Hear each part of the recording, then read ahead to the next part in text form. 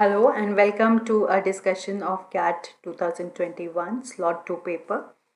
In the video today, we are going to discuss one of the four RC passages which were given in the exam. So the passage that I have selected for today's discussion is based on the vulnerability of indigenous languages, and it was one of the easier passages in the exam. So before we start discussing the questions, let's understand the passage in detail. So the general backdrop of the passage is how there are certain languages which are not propagated in the written form, and since they are not propagated in the written form, their words and their grammar, this is in a danger of getting extinct. They are in a danger of falling out of use.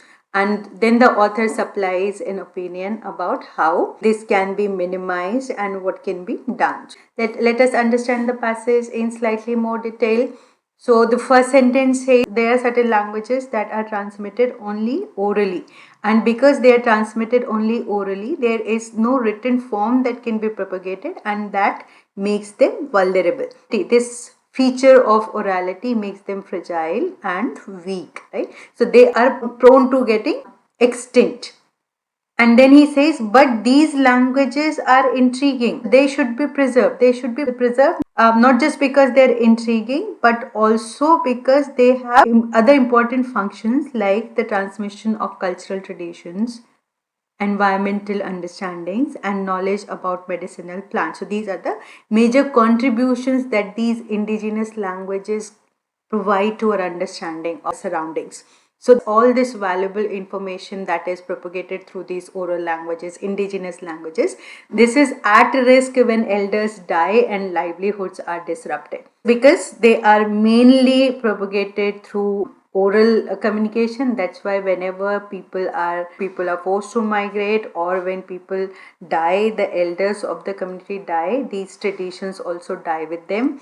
And then the author says that both push and pull factors lead to the decline of languages. So how the process works, both push and pull factors contribute to the decline of languages. What are the push factors? When people are pushed out of their native houses, their communities, and they are forced to migrate. These are the push factors. Okay, so natural calamities can be one of the push factors. What are the pull factors? When people are attracted towards better opportunities and then they choose to migrate, right? So both push and pull factors, they lead to the decline of languages. And then the examples are given. Some of the examples of push factors, that is war, famine, natural disasters. Whole communities can be destroyed, taking their languages with them to the grave, right? And the example that is given is of Tasmania, how the entire population was wiped out and the language also died with those people, those indigenous people. And then the second factor that is mentioned is that people abandon their language and they pick up another vernacular, and this is called language shift, and this happens mostly for economic and educational reasons. Sometimes this happens voluntarily, and sometimes there can be some force or some compulsion that is exerted by the government. So either they can neglect the development of a particular language, or they can force the population to pick up another language for different reasons. Okay, so it can happen voluntarily for educational reasons, or it can be forced on them. But in both situations there is a language shift that happens. And what is meant by language shift, that all the people of that population who used this particular indigenous language for their communication, they shift to another language. And there are very few languages that are immune to such language shift. So these are the reasons that the author has given, right? So this particular paragraph is mainly focused on the reasons for indigenous languages which are primarily spread through oral communication, they become extinct, right? So what factors are operating on this extinction? That is the gist of the first paragraph of the passage. Now let's go to the second. So in the second paragraph, the author is talking about how at least something can be done in propagating these languages which are poorly documented otherwise. So they are poorly documented because they survive on oral tradition. So now the speakers of these languages, they are trying to embrace digital media, and this digital media gives them new prospects for helping their language to survive. So they've picked up this technology with lots of excitement and enthusiasm, and they are converting their traditions, their oral traditions and cultural practices into these digitally propagated forms so that that can survive, right? So globalization is regularly and often uncritically pilloried as major threat to linguistic diversity. Pilloried, attacked, criticized. So people say that because of globalization, these languages have become vulnerable, these languages are under the threat of getting extinct. But the author differs in his opinion, and author says, but in fact, globalization is much more a process than ideology when it comes to the language. The real forces behind cultural homogenization, when we say cultural homogenization, that means people are moving towards similar culture, same culture, and same language, right? So there is a homogenization going on. So diversity, linguistic diversity is in a danger of being lost. So this cultural homogenization, in the author's opinion, is not because of globalization, but because of rigidity of certain people, certain communities which are mostly monolingual. So they have very rigid beliefs. They have a belief that their language has more value than other languages, and that's why multilingualism is frowned upon or probably considered to be exotic. And that helps in cultural homogenization, because when these people, these communities, they offer opportunities, then the language shifts happen. Since they have unbending beliefs, they do not want to use any language other than theirs. That's why all the opportunities are also created in their own dominant language, and that forces or compels the indigenous communities to make that language shift. So if this hadn't happened, and if the world was more multilingual, right? So author somewhere here mentions that monolingualism, then not globalization should be our primary concern, because if there is multilingualism and people are willing to use one more additional language or maybe two more additional languages than what they are using when they are monolingual, then it can support all those indigenous communities which are engaged in documenting and protecting their heritage. So then in the end, the author gives one more opinion, a very major opinion, that till now the rise and fall of languages was decided by migration for agriculture, that is plough, or probably wars that subjugated certain communities and wiped away their language, or probably education. But in the new age, it's the digital technology that will decide whether the language will become extinct or the language will continue to be used. So this is the main idea of the passage. Now let's see what questions are asked on this passage. So questions are not very difficult to solve. If you understand the passage well, then the questions can be handled pretty easily. And this is one passage that can give you some additional spare time in the exam, so that you can use that time in handling the passages which have more tricky questions. So let's understand the first question. The question says, from the passage we can infer that the author is in favor of. Now we've already summarized the passage. Let's reiterate the summary of the passage. The passage says orality is bad for languages because they are in the danger of becoming extinct. Then the second point is both push and pull factors operate. So the languages can die with their users who become extinct, or the users can abandon their language and shift to a new language for economic or educational reasons.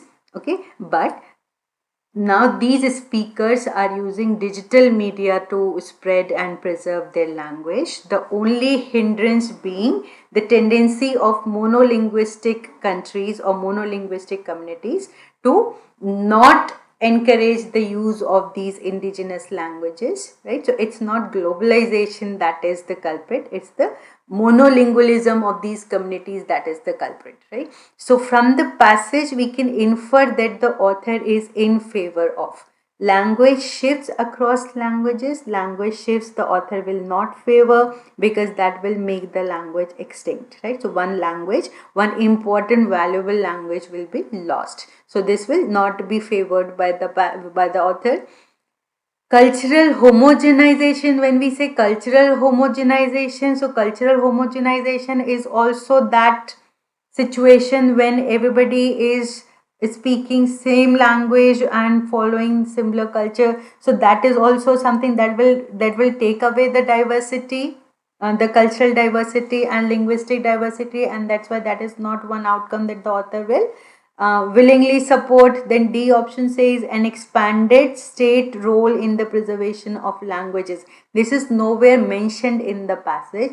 Very tangentially the passage talks about how the state can coerce certain people to leave their language and shift to another language, but whether the state can play a role in preservation of languages or not, that is not given in the passage. So we need more information for this option. So out of elimination, what is left is greater multilingualism. Now this is mentioned here, right? Multilingualism can help us live in a more connected and more interdependent world, and that in turn can promote the propagation of indigenous languages. So this is something that the author will be in favor of. So this can be inferred from the passage, definitely.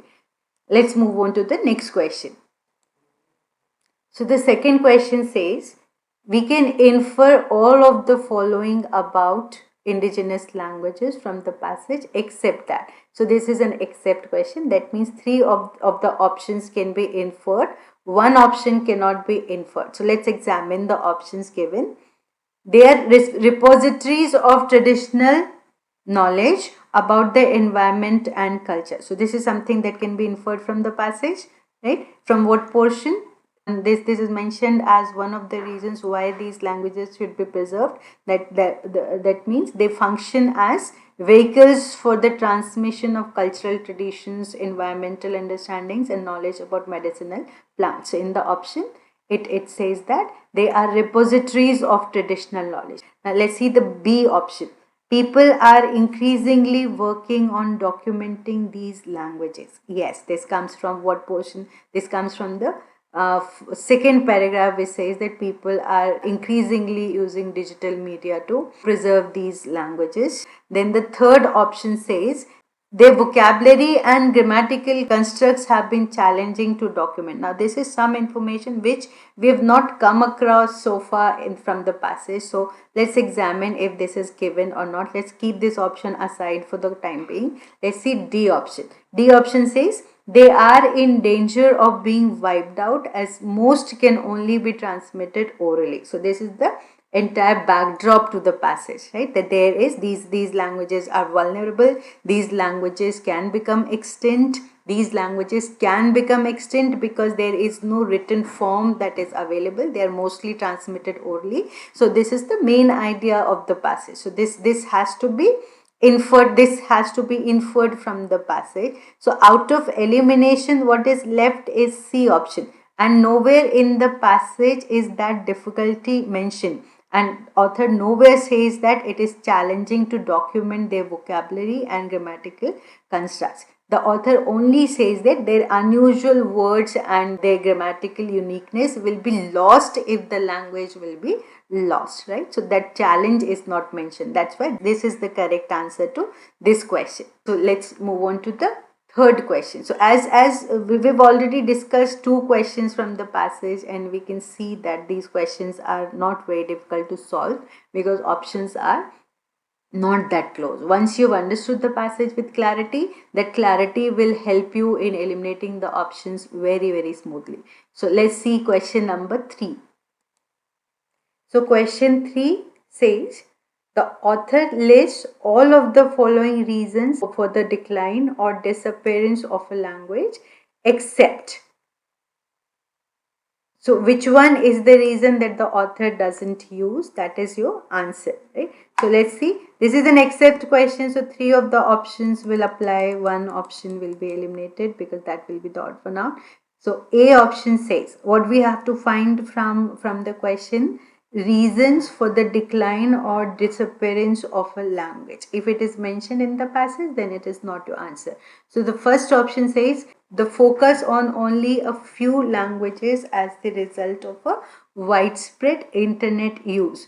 See, internet is mentioned in the passage, but it is mentioned as an aid to revival of the indigenous languages and not as the reason for their extinction, right? In this option, where is the distortion?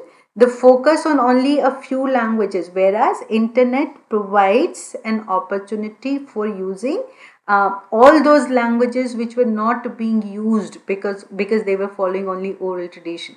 So this is an opportunity for revival, not a reason for their extinction, internet use. So this is something that we will keep aside for the time being. This is something that we cannot find from the passage, right?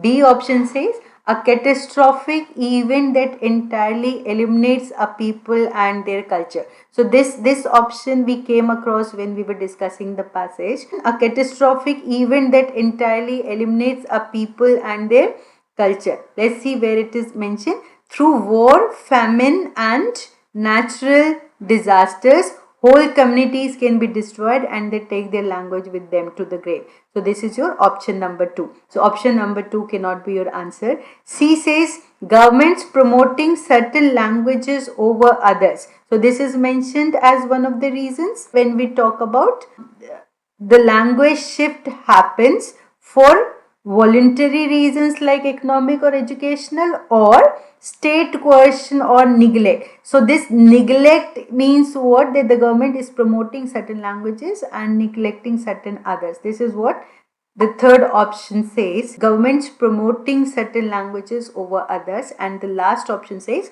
people shifting away from their own language to study or work in another language. So I do not have to scroll up again. We have already seen this part, right? So this is also coming from the passage. So 3 options B, C and D directly follow from the passage. Which one contradicts the passage? The A option. And that's why, since this is an except question, this becomes your answer. Let's see the last question that is given on this passage. The question says the author mentions the Welsh language to show that A. Vulnerable languages can rebound with state effort. Let's go back to the passage and find out where this Welsh language as an example is mentioned. So Welsh language is mentioned where people undergo a language shift because of economic or educational reasons or through state compulsion. So although often amplified by state coercion or neglect. Now from here the Welsh example starts. Welsh, long stigmatized and disparaged by the British state. So British state has been critical of the language. The language has rebounded with vigor, right? So the language has rebounded despite the neglect and despite the contempt shown by the British state, not because of their support. Okay? So vulnerable languages can rebound with state effort. This part of your option is factually incorrect from the passage. Let's see second option. While often pilloried, globalization can in fact support linguistic revival. So this option comes from the passage. Let's keep it aside, right? Because the passage says in the second paragraph that we have attacked globalization as something that can be disruptive of the propagation of a language, but it actually supports linguistic revival, right? This part is given. So let's see C option. Languages can revive even after their speakers have gone through a language shift. This is exactly where the example of Welsh language is given, right? So people have gone through language shift, but then it has rebounded. So this is also coming from the passage, okay? This also comes from the passage. Now D option, efforts to integrate Welsh speakers in the English speaking fold have been fruitless. Nobody has put in those efforts. The government has been very critical of the language. The government is not supportive of the language. So this is factually incorrect from the passage. Now let's compare B option and C. The stem of the question says the author mentions the Welsh language to show that. So author mentions the Welsh language not to show how globalization can support linguistic revival, right? That example is of Nepali language, how some indigenous communities who have migrated to the Europe, they are promoting Nepali videos, they are using their indigenous language. So this is, though this comes from the passage, this is not relevant to what is being asked in the question. So this option can also be eliminated. Out of elimination, what is left is your C option. So C becomes your answer for this question.